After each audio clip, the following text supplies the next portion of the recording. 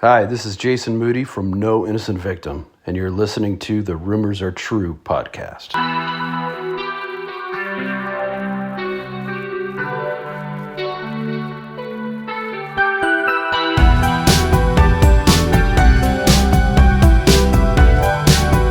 Welcome, this is Jeremy Allen Gould, and I'm coming to you today to confirm between God and of man that the rumors you have all heard are true.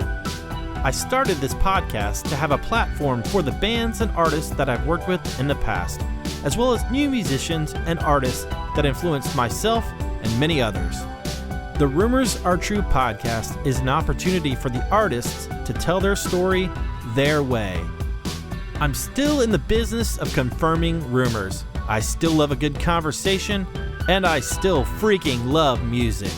So thanks again for joining me on this journey, and I hope you like what you hear. With that said, the rumors are definitely true.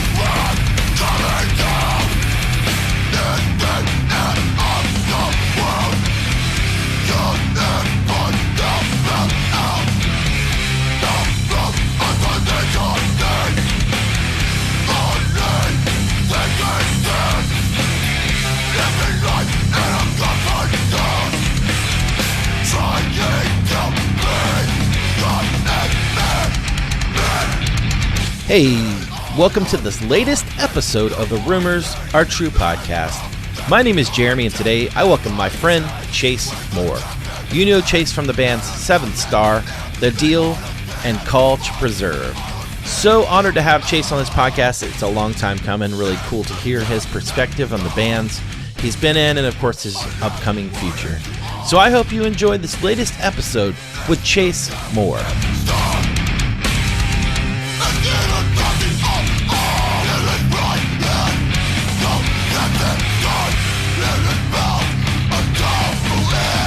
Chase, what is up, my friend? Thank you so much for coming on the podcast. Jeremy, thanks for having me, man. It's good to be here. Absolutely, man. I'm psyched. I know we've been talking about doing this for a while, so I'm really stoked it's finally happening. And it's good to see your face. It's been a while since we've seen each other. Too long. Absolutely, man. What are you up to right now currently? What's new in your world? I live in Atlanta. I've been in Atlanta since like 2018, 2019-ish. Moved up just for something new. My wife and I, we both had family up here. I grew up coming here a bit because of family. So knew I loved the city. So we just wanted to get out of Florida and just, experiencing a new city. And so we decided on Atlanta. I'm a graphic designer for a nonprofit here and have been doing that since I think 2020. Wow. What's the nonprofit? It's called Search for Common Ground. It was previously called Preemptive Love. And the Search for Common Ground is a peace building organization that is all around the globe, 30 plus countries around the globe or something. Yeah. That's amazing. Yeah. Do you love it? Yeah, it's fun. It's work that I care about. So getting to design, I'm just the graphic designer for the team. But getting to design for work that I care about is good. It's fulfilling. That's really cool, man. That's half the battle, man. Fulfillment and just being able to do something that you love and are passionate about. That's cool. That's very, very, very cool. Yeah. Awesome, man. Well, I want to talk how we initially met, which is so funny. You were a bar back at a bar that I frequented quite a bit named Birdie's, and you and I, we just kind of clicked and started talking, and I was like, this guy's into hardcore. I don't know how, but I could just tell you were into hardcore. And then, we struck up a friendship over the years and taught, going there and stuff. And then I find out later on that you were in Seventh Star, and I was like, what the hell? Like, why did I not know this?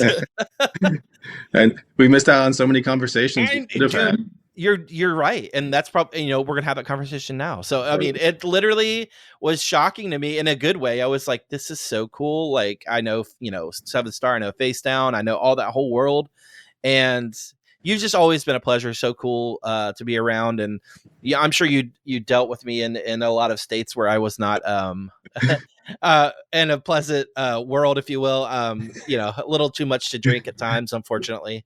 No, But you were always great. Like, I remember you would come in, you were always coming a little earlier, so it would be very chill, and we would chat all the time, and I always enjoyed seeing you.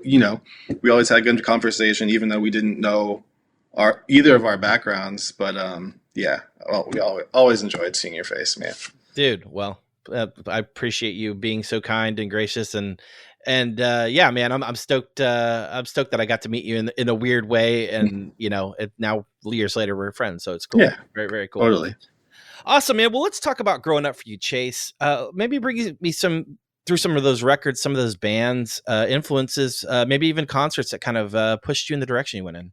Yeah, I grew up in a town called Melbourne, Florida. My dad owned a surf and skate shop. So I grew up around like skateboarding, surfing, and then also sold music in the shop. And that music was hardcore punk music. So at an early age, I was just around it. The guy that my dad had in his shop that distributed the music or sold the music, I think he would book shows early on in Melbourne. So I was going to shows before I even understood what was happening. Wow. I probably saw bands that I have no idea I have ever seen, that maybe some older hardcore punk bands that could be well known, but I have no idea. Yeah, it's weird. So yeah, that was my life growing up around that. I remember having CDs around my house, records around my house, like before I knew what anything was. Like, I remember seeing like old Revelation records, releases around. Like, I remember this Sick of It All disc that I had. But then, because I like grew up in a Christian family, so like once we found out about like Tooth and Nail Records, then that was like everything. Yeah. So grew up on all of that stuff. Started like having all that kind of music in the shop. So yeah, any Tooth and Nail release, but I always gravitated to the harder stuff, the more like heavier music. Yeah. What were some of your favorite ones from that? Jeez. I'm trying to think, like, in that punk rock stuff, or like I did like, I mean, like the spirit-filled hardcore stuff, like MXPX, of course, like as everyone did. Sure. But like the early Tooth and Nail releases, like with like bands like Zayo or something like that. Yeah. I remember like having Focus CDs, like Focal Point CDs, all those, like every release I had in the house, and would jam all of it. But yeah. Could you listen to secular music in the home, or was it strictly Christian, or how was that? I could, because probably because my mom couldn't understand the word. So like, yeah, it's a Christian band. That's hysterical. Yeah. I love that. So you obviously, having your dad having that store, kind of put you in that world, and did you feel connected to it? Did you feel that you were a part of that, essentially? And I guess just kind of, did it influence, I guess, who you are? Yeah, 100%. He would take me to shows, whatever shows. Like, once I like started getting old enough to where I was like, oh yeah, I like these bands, I like this music, I want to see them live. He would start taking me to the shows, which was really cool. We had a guy that booked, in my like early teenage years, booked a lot of shows in Melbourne and would bring in a lot of cool bands. So we had a spot, we had like a group of people, like I had a group of friends that I was introduced to from all that eventually got me into being interested in playing music. Okay. Awesome. Yeah. What was the venue down there? It was called the Tab or the Oh, cool. Tabernacle. Very cool. Yeah. What's some of the shows you saw there that really kind of shaped you? Um, I'm trying to think of like any. I mean, Under Oath played there back when they were like black metal, like Yeah. every other weekend. Um, I remember seeing American Nightmare for the first time, Wow. and they were really really cool live, and you know, I was like, I need all of their merch. Back when I was a little tiny kid and would get youth large or whatever. Oh yeah. Yeah. I'm trying to think about some other ones, but I mean, mentioning Under Oath, that's how I even like met Seven Star, was because Under Oath would play. Under Oath would bring Seven Star. Wow. Yeah. That's cool. So yeah, I guess bring me you mentioned kind of starting to play music. What was it easy for you to play guitar? Did that come natural, or did you think, "Hey, I want to be in a band"? Was that kind of the motivation? Yeah, a little bit of both.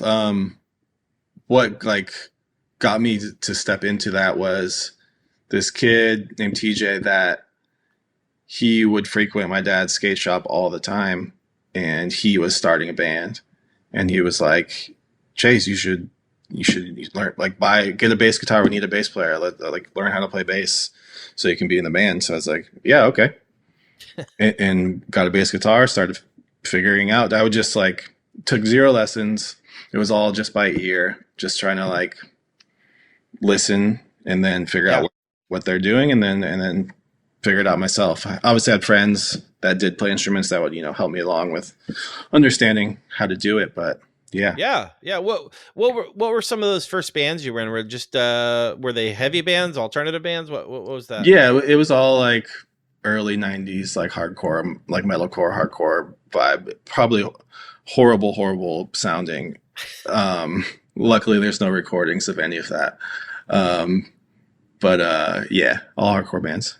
Yeah, well, that's cool. And so, okay, how does the deal come into the picture? The deal, obviously a band, on face down, right? Yeah.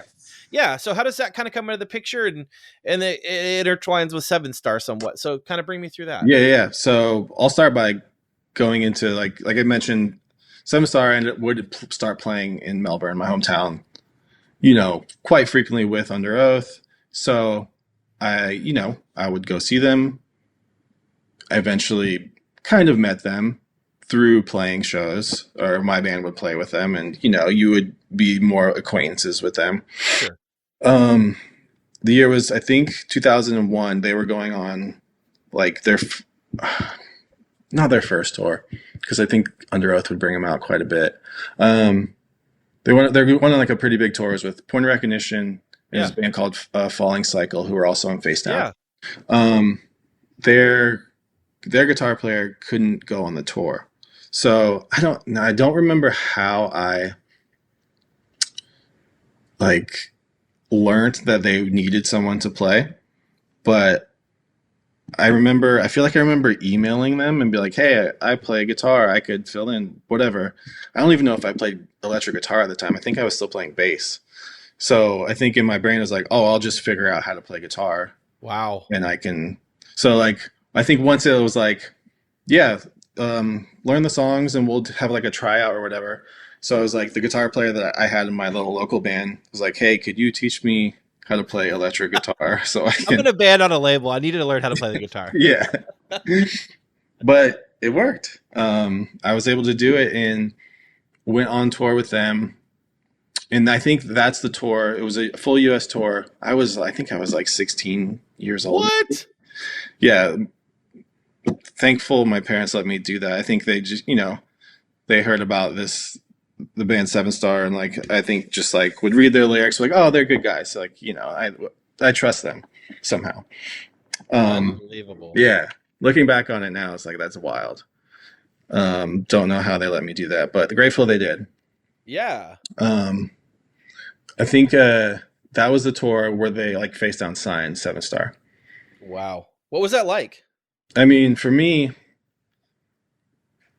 I that was like a dream to go on tour, to be in a band and go on tour. So I was like living out this little dream that, the short-lived dream that I had and getting to go across the country. You know, at that time I had never been like north of North Carolina, like west of Georgia. You know, it was like only in that like southeast part of the U.S. So getting to experience the whole country was unreal. Yeah, especially at that age. Especially at that age, you know, being gone with a bunch of dudes, no parents, like getting to play in a different city each night, going on tour with like a band like Point of Recognition, who, yeah, going, like thinking about that, like they were a huge influence on me. I would listen to them so much. So getting to be around them, hang out with them, see them every night was so sick. And at that time, like Face Down was, you know, to me, like big influence on music. All the Face Down bands, because like once like Face Down started, they're like, oh, this is the vibe that I like. You know, bands like Point of Recognition, bands like Figure Four, that were on the label at the time. I don't know if Disciple was technically on, like X Disciple X. All those dudes. So going to California, especially where Face Down was, you know, we stayed with Jason. From Known as the Victim, so that was like a huge deal to me too. NIV was a big influence. You know, I was this little kid in this world. It was like, oh, these are all my favorite bands and people. Like, living my dream. Yeah, what am I doing here? This is crazy. So that was, you know, such a cool experience. Yeah. So leading into the deal, finishing that tour, I think like the plan was just to fill in for Seven Star for that tour. And then Face Down Fest 2003 was coming up, and I went out with Seven Star just like as a fan. Got to see Face Down Fest, which was also like a dream as a kid too. Met the guys in the deal briefly, came back home. Memories quite blurry, but I would assume a few months later, finding out that they needed a touring guitar player. So reached out to them, like, hey, we kind of met briefly, played guitar for Seven Star on this tour. You know, if I can help out, you know, I'd love to. And it worked out.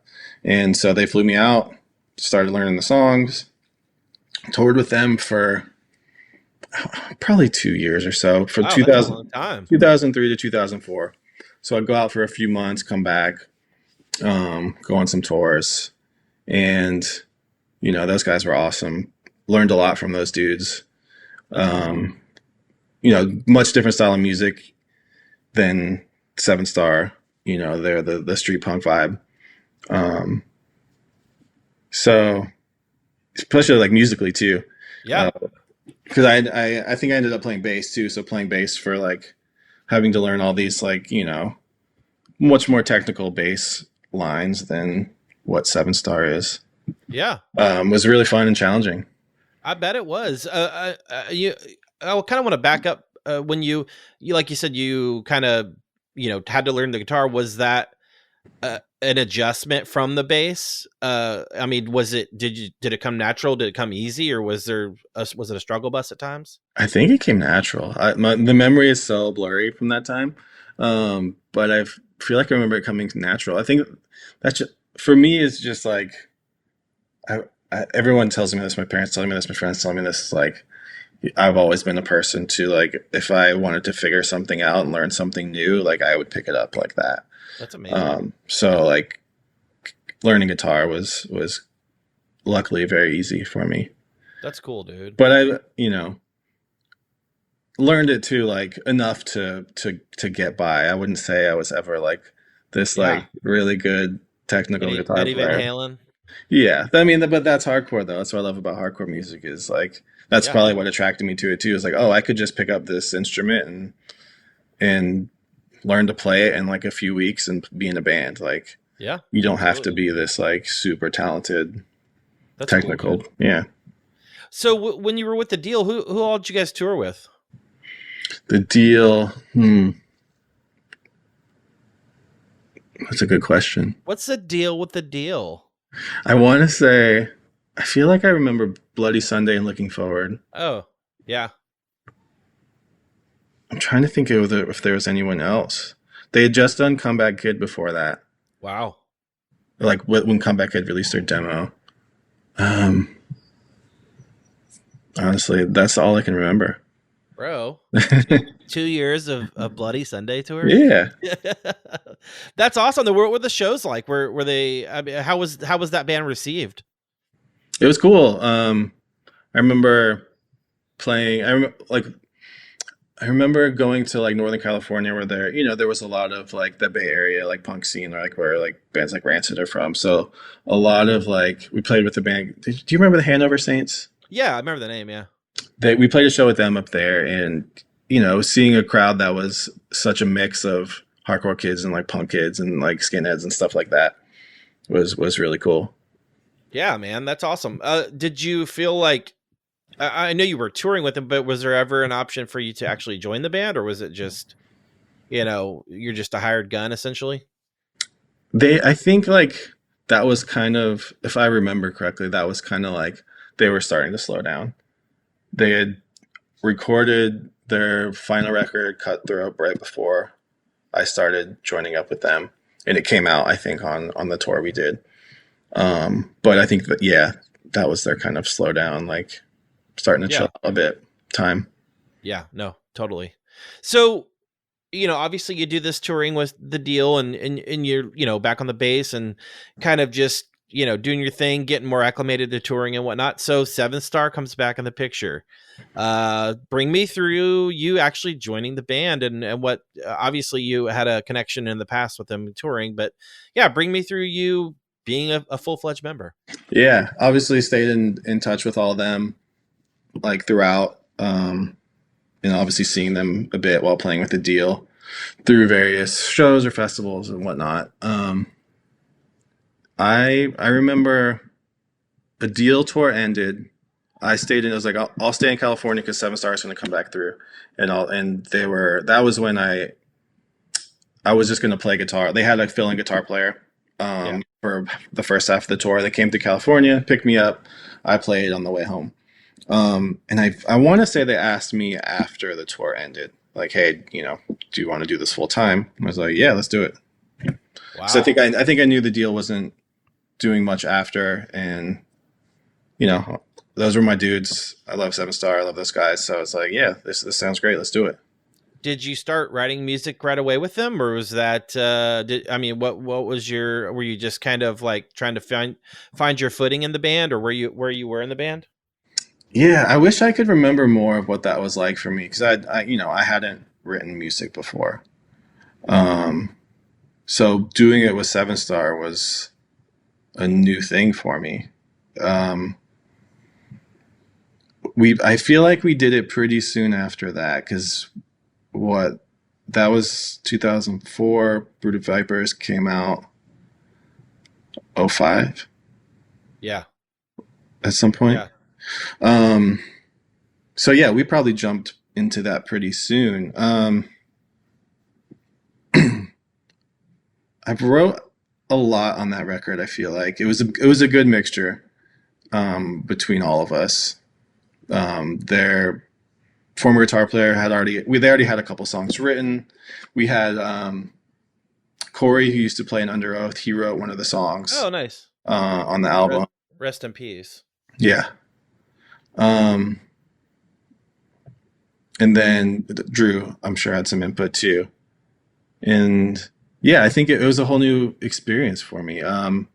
Figuring out a new, because I think we wanted to go in a new direction sound wise too, compared to their previous releases. Obviously, with me being a new guitar player, not having that same person to write their music. So, and I think a different sound we wanted to try to accomplish too, which I think we did. So we had a lot of new influences going into it. So it was like, I think my thought process then was like, okay, what are the bands we're trying to sound like, be influenced by, which, it was a lot of New York hardcore. It was a lot of Marauder. It was a lot of Life of Agony, Biohazard, things like that, Madball, Agnostic Front. But even like Hatebreed, 100 Demons. Yeah.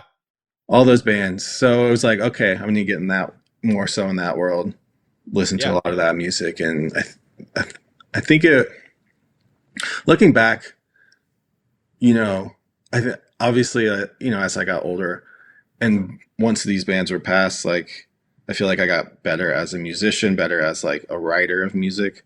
That's So cool. now, like obviously, as you do when you write music, you always look back and be like, oh, I wish I would have did this, wish I would have did that.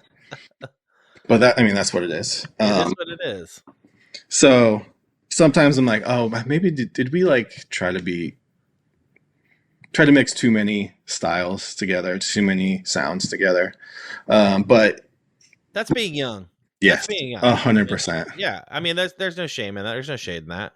Well, let's talk about the Brood of Vipers record. Man, pinnacle record for you guys. Bring me through the recording of that. What some thoughts, memories from that time? What that was like for you? Obviously, probably your first time in the recording studio in terms of, being in a band like that, and again writing songs with it. What was that like recording that record? Yeah. Like you said, first time recording anything for me. It was a little terrifying because we were fortunate to record at God City with Kurt Ballou of Convert. Wow. I mean, jeez. yeah, what a experience. Like, I mean, Converge is, Converge is Converge. Yeah. Legends.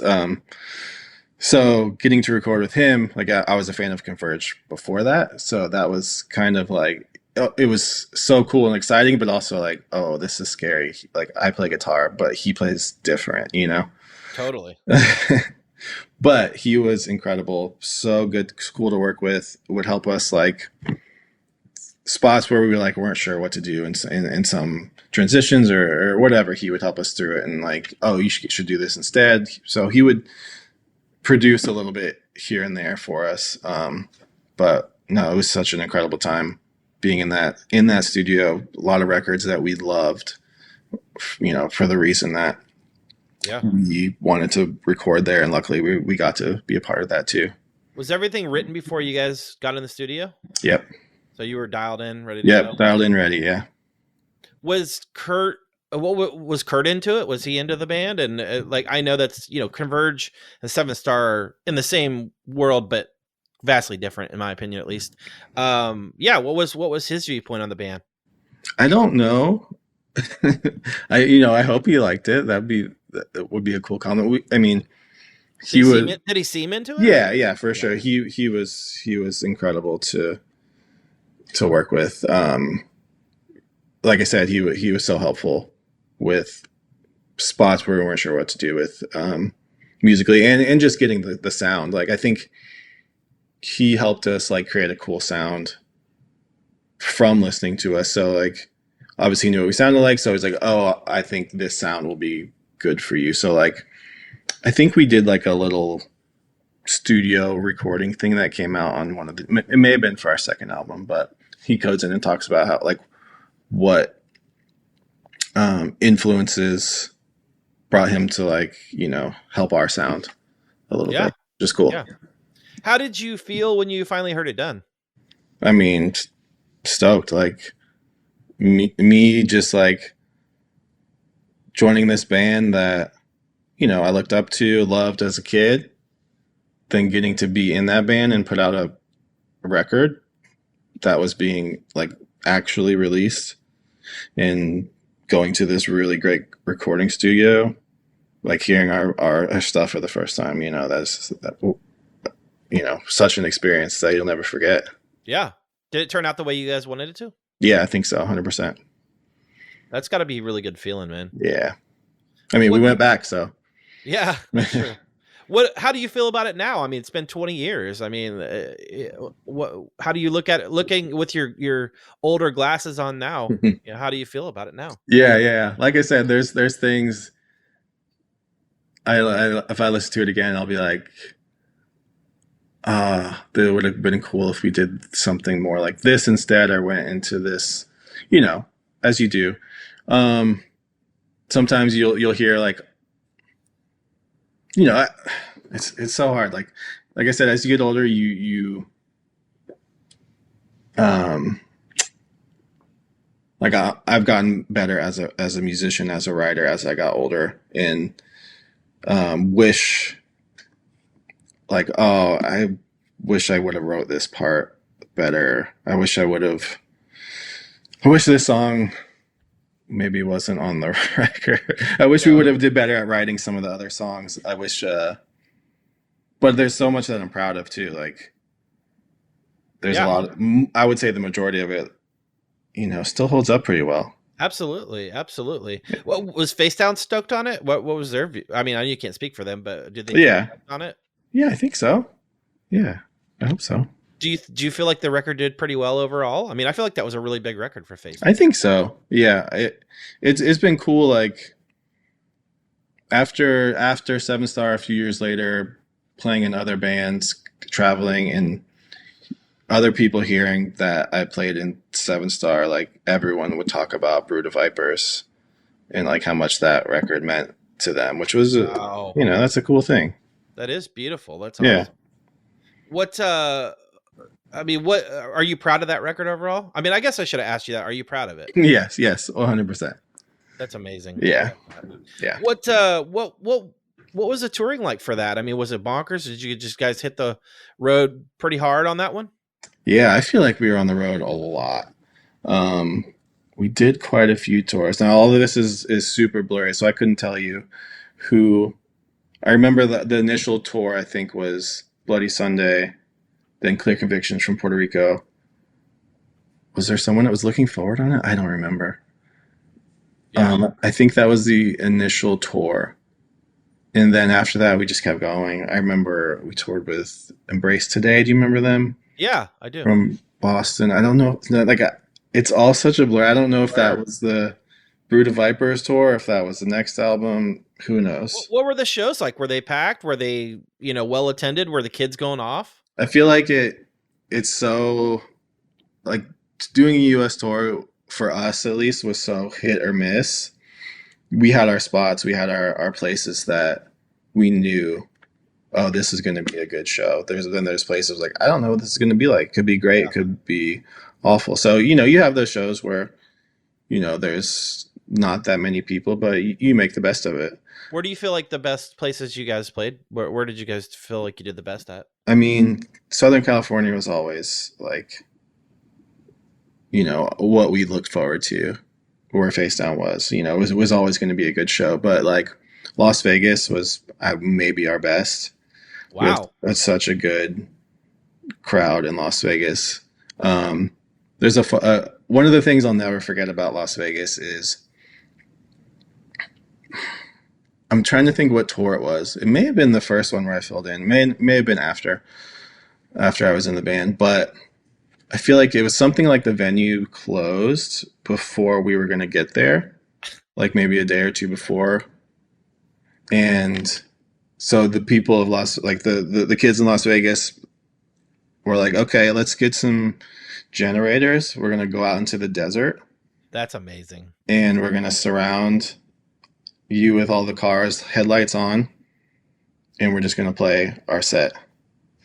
Wow. And it was the craziest thing ever. We didn't get to finish our set because police helicopters started coming over us, and everyone just like... The irony is you're in the middle of nowhere, and then you're somehow... Right. Damn the man. So yeah, everyone just like, oh, let's break down, and everyone just disperses, and that was so crazy. Dude, that's hilarious. Look, I want to ask you. I always love the artwork for this record. What was kind of the thought process on that? And I think it really was effective. Honestly, it just it kind of stands out. What was kind of the thought on that? And who did that? I couldn't tell you the name of the person. Drew was like the guy in the band who handled all the business side of things. So Drew, that was all Drew. Drew found the artist. I'm not sure how. Maybe he did art for someone else. I couldn't tell you. But the idea of it, which you see the themes of our album, I think the Brood of Vipers lyrics. They're gonna make me remember this. But wolves as sheep, snakes as priests, right? Yeah. That was the whole idea of it, like religious sex that Yeah. You know, yeah, Hypocrisy and totally. the church being the, Yep, flawed. yep, So yeah, that's cool. Yeah, well, I loved it. I always thought it was beautiful artwork, and it really fit the record really well. yeah, yeah, yeah, Well, and you guys just released it, or Face Down just pressed it recently, yeah. a couple weeks ago. Looks beautiful on that gold. No, yeah, Yeah. I got it in the mail. Did you really? Yeah, I got it in the mail the other day. It's beautiful. It's cool. It's one. It's funny. I FaceTime posted about it, and I was like, wait, What? they're dropping our record on vinyl? Like, this is crazy. I didn't know. I had no idea. It was like they was dropping the next day. So I was like, oh, cool. I gotta buy it. Like, I gotta make sure I buy it. And then I sent it to Drew, and he was like, oh, I forgot to text you. I think you told me that. Yeah. And I was That's like, oh, no worries. incredible. Yeah, I get it. We're all busy. So yeah, that was so dope to see, so dope to have. One thing I look back on with Seven Stars, like, man, I wish we got to release vinyl. So Yeah. it's That's gonna be happened. a great feeling, man. Yeah. Yeah, absolutely. Have you listened to it, or are you just gonna leave it sealed? Or No, I have two, so I'm gonna leave one sealed, and yeah, yeah. absolutely, man. Well, you should be proud of that. That's cool. No. What an accomplishment. And again, I feel like it's a very pivotal record for Christian hardcore, spiritual hardcore in general. Just one of those records that I think just stands the test of time, and you should be proud of it, man. I think that's really cool. I appreciate that. Yeah, absolutely, man. Well, so obviously you're on the road, on this, tour cycle, doing your thing. When do you start to kind of work on the Undisputed Truth, and how are things going in the band? Are things good at that point, or how's the vibe? Yeah, everything is good. We're still going strong. The second record, The Undisputed Truth, I think it dropped in 2007, I want to say. We were touring a lot. We got to do a European tour. Who was that with? A couple bands there was a band from the UK called Taking Names at the time. Okay. This was 06, I want to say. And then we did the UK with them, and then we did mainland Europe with Opposition of One. Okay. I think they were a Strike First band. Yeah, I think so. It was also hit or miss, but it was such a cool experience. My first time to Europe. So that was just so fun. Back home, yeah, like I said, touring all the time. We got to jump on a tour with Agnostic Front. Wow. Which was, dream scenario for all of us. Such a huge influential band for us, but, just in hardcore music in general, obviously. Yeah. And then, were they into you? yeah, they were great. They were the best dudes. Vinny Stigma is a wonderful human. That's amazing. That's amazing. Yeah. So next thing up is starting to write for the next record. We've all probably, we were starting to grow as musicians too, and our sound. I think looking back on this second one, I think the sound, I had mentioned before, like sometimes we were like, may have tried to mix too much different sounds. I think we did it a little too much on this one, because I think there's some really strong songs that like I'll still listen to today and be like, oh, those songs are still hold up. Like, and there's some songs where like, ooh, I wish that didn't happen. And I wrote some of those songs, and I think Drew stepped up on this record a little more, and wrote a lot more music, and a lot of those are some of my favorite songs too. And it's probably because I didn't write it as well too, because the stuff that you write, you're a little bit more critical of. Sure. But yeah, second record, we got to go back to God City and with Kurt.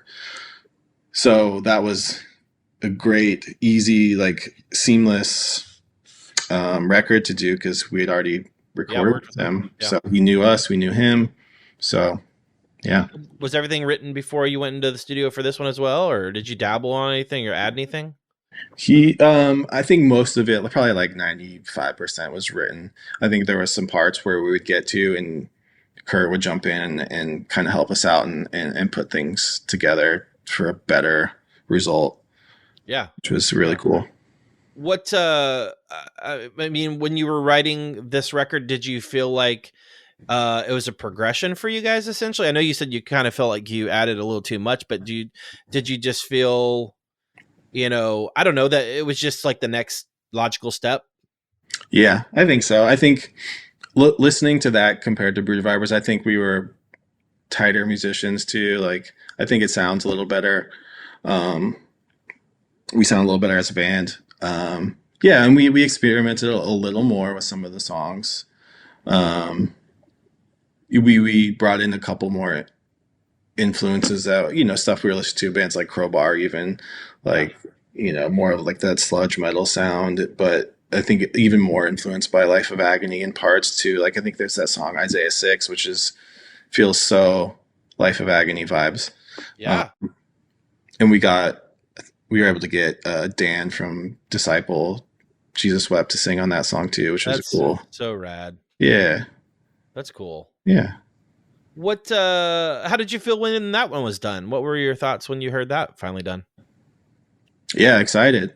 Same thing. Like I said, it just felt like musically we put together something better and tighter and progress more as a band together. So yeah, it was exciting. How do you feel now? Yeah, still like mixed, as in like, oh yeah, some of these songs are really good and I still like these songs, and then there's the songs where I'm like, I wish we would have left that one off too. Was Face Down stoked on this one? Yeah.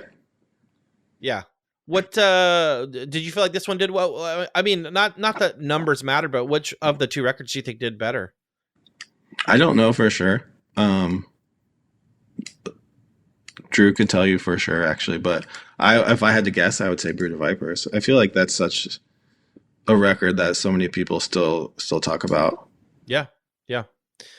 Well, what was the touring like for this one? It seems like it's a blur, obviously, for you, but do you feel like at this point, you're getting bigger shows, you're getting bigger? What's that like? Yeah. I know we did a tour, Jesus Wept. I know that's the one I remember the most from that era. And for me, that was a huge deal because those guys did Disciple, those guys did Shockwave, those guys did, all those EPA bands. And as a kid, that was again one of all those bands were bands that I looked up to, loved. Yeah. So getting to tour with those dudes and become close to them and become friends with them was such a huge moment for me. That's awesome, dude. I love that. What kind of led to the end of the band? I mean, this is the last record you guys put out.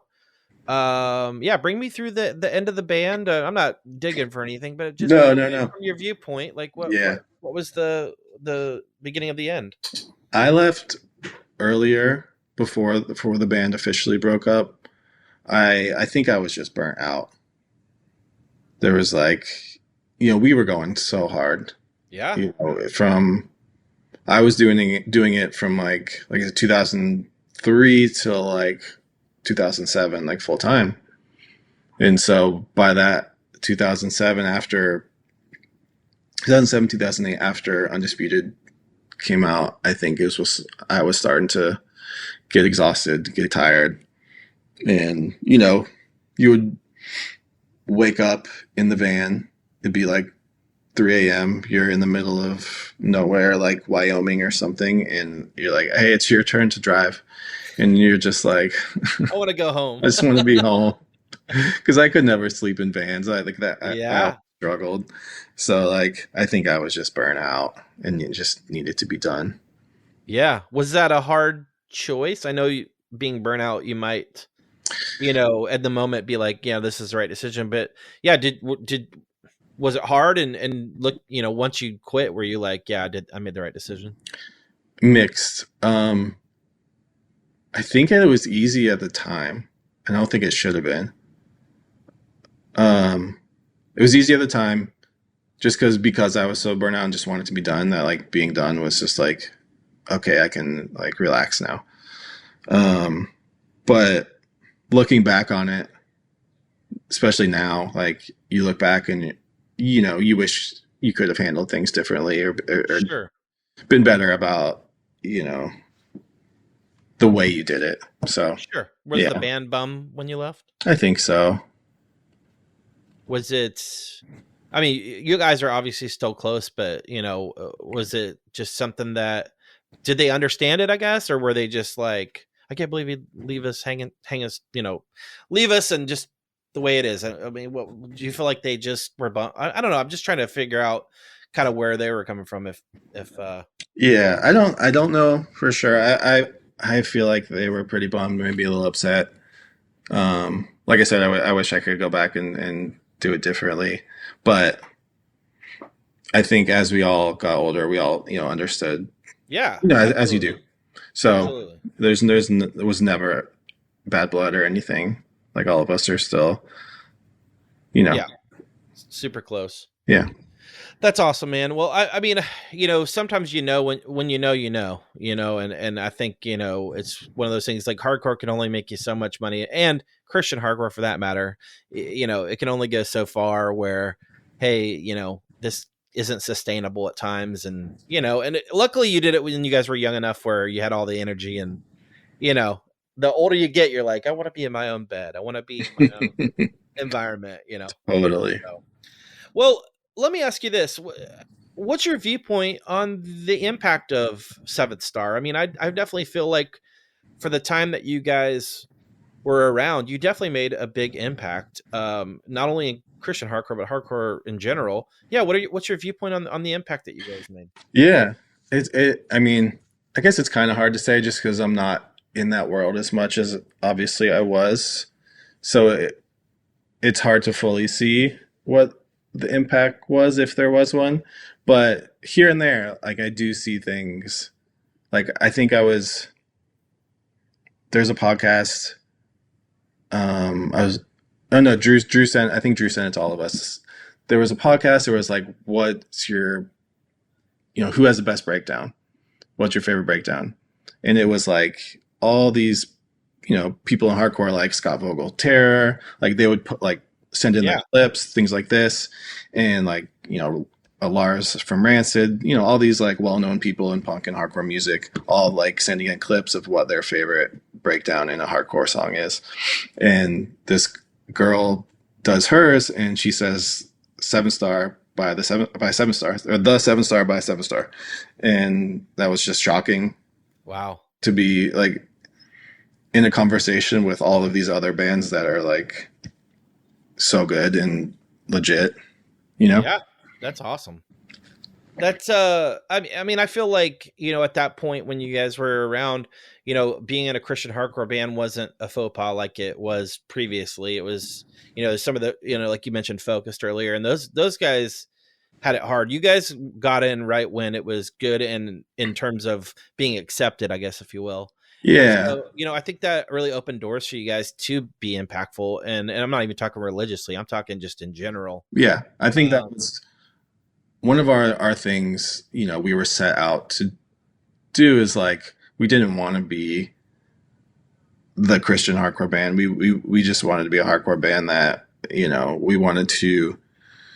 we didn't want to tour all the time with Christian bands, or we didn't want to like play all the, specifically Christian venues. We wanted to play anywhere, everywhere with anyone. And, yeah, I think we did a good job at that. absolutely. Yeah. Absolutely. What song are you most proud of with Seventh Star? That's a good question. Um, man, I really like World War III off Undisputed. Yeah. I dig that song. I didn't write it, so that's probably why. But for one I wrote, I do like oh, I don't know the name of it. It might be the second track off of Undisputed. I couldn't tell you what it's called.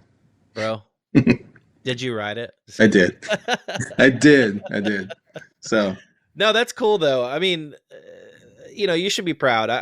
Again, I feel like you guys made a mark for sure. And yeah, absolutely. That's cool. I'm glad you look fondly on those times, and just kind of, yeah, it's cool that you guys are getting a lot of, with the vinyl coming out, just a little bit of, yeah, a nod to you guys. So yeah, that's cool, man. yeah. That's exciting. So you obviously leave the band, take some time and, get healthy, get your mind healthy. And then you joined Call to Preserve for a little bit. Bring me through that and kind of how that kind of came to, and what your role was with that. Yeah, those guys, they were from my hometown area. Some of my best friends,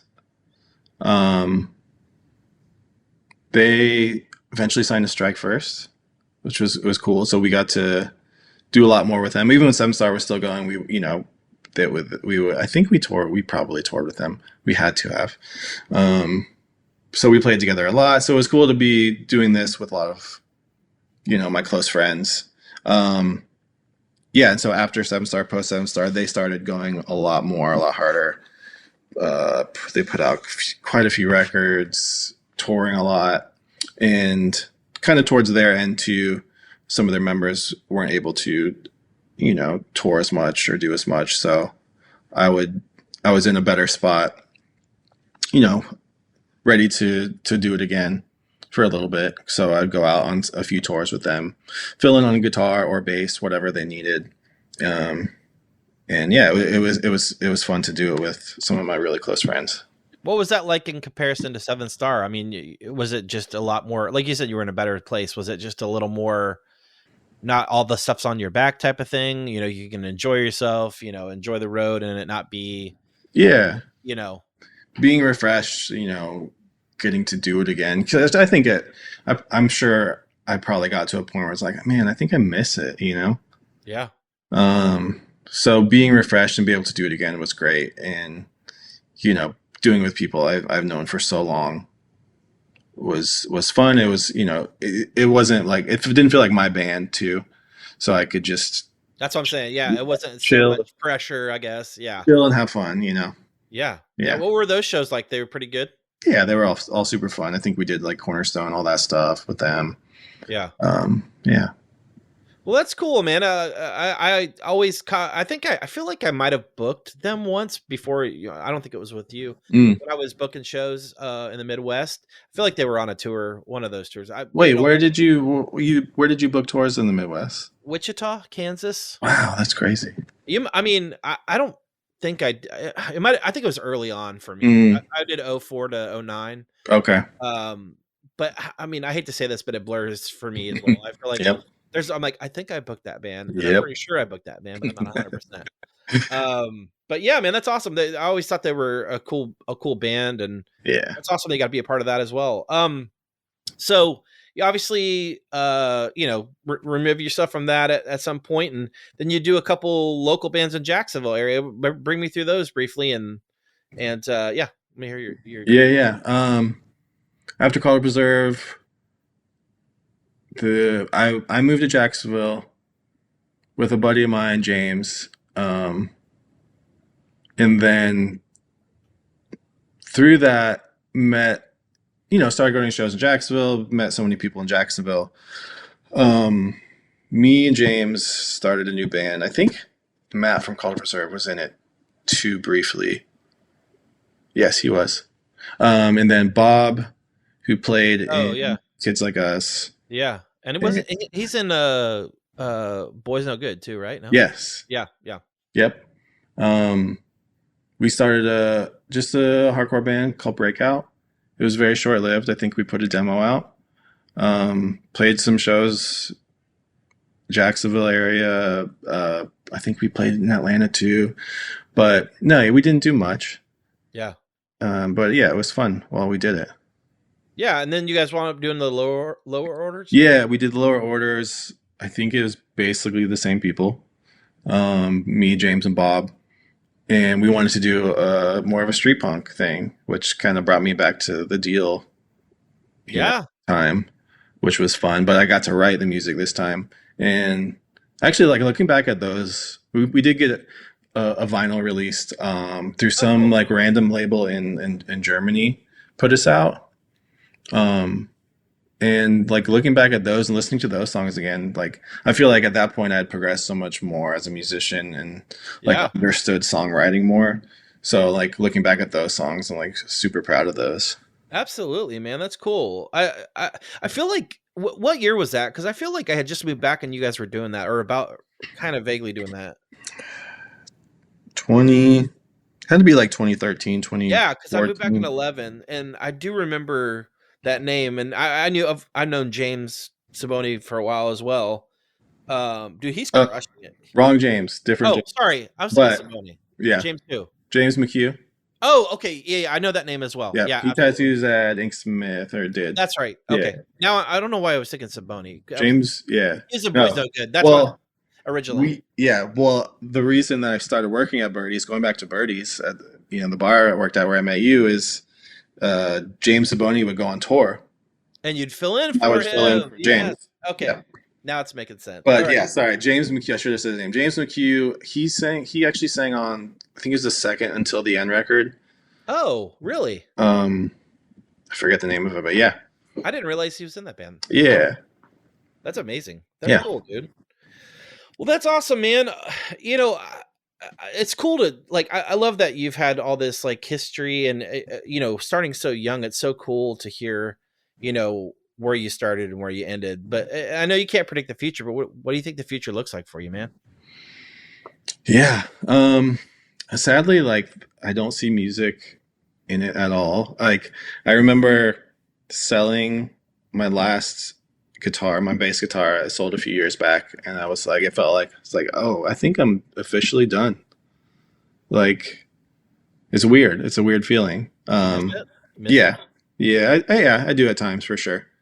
I don't know if I would get back into it. I don't know anybody as much as I used to be able to like have the time to put together something to start. It's a lot. But yeah, for me, the future.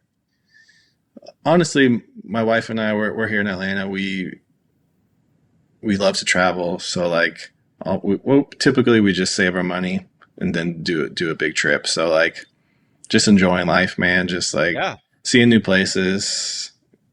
That's cool. Yeah.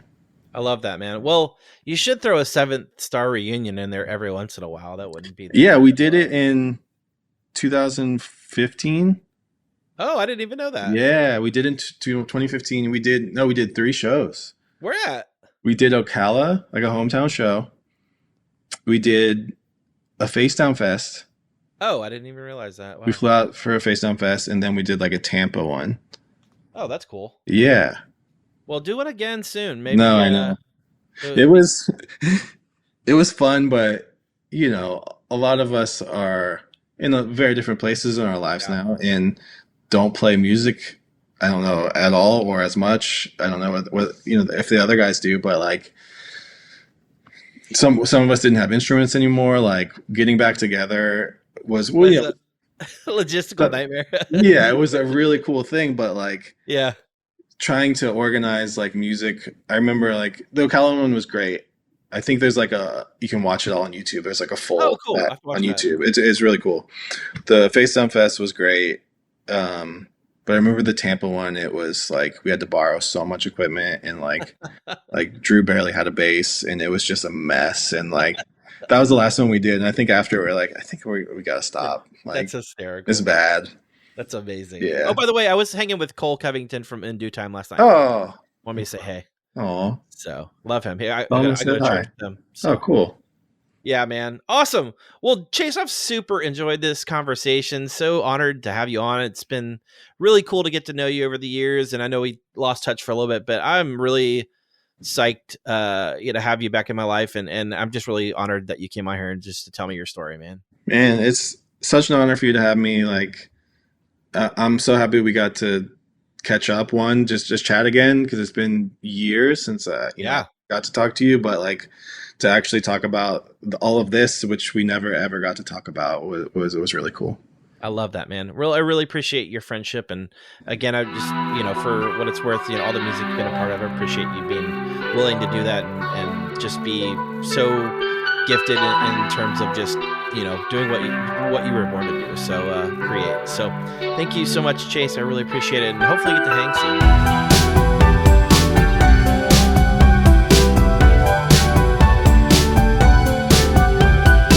Hey, thank you, listener, for tuning in again and again. I really appreciate it, guys. So thank you so much for coming along this journey with me.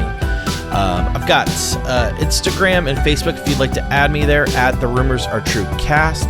If you'd like to like and subscribe the podcast, you know the drill. So thank you for that. Thank you so much to Chase Moore. Awesome conversation. So honored to finally have you on and talk shop. It's really cool to hear your perspective of your past, man, and of course your upcoming future. So thank you again to Chase Moore. We got some incredible artists on the horizon, guys, and you know it. Nostalgia is still a heck of a drug.